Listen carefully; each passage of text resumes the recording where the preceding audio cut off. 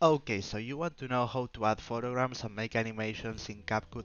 So I have this solution for you. It's very simple. You have to go to this window, import, and you have to add a video clip here, like I did, and you have to drag to the timeline. I already did it, so I will delete this.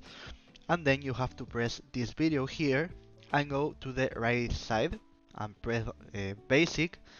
Then you here can see that you can add keyframes in every configuration. So I will do it on scale.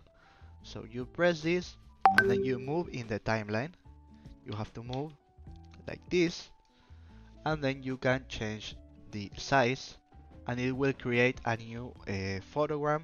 So when I play the video, you can see that it works as an animation, and you can do that with the position like I will do now. So I'm going to move here and change the position. So I'm doing manually like 200, and as you can see, when I do play, it moves like I want to move it. So okay, so this is the way you can use keyframes for your advantage to make good edits.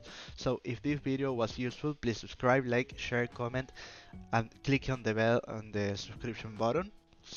So this is how easy way. Goodbye.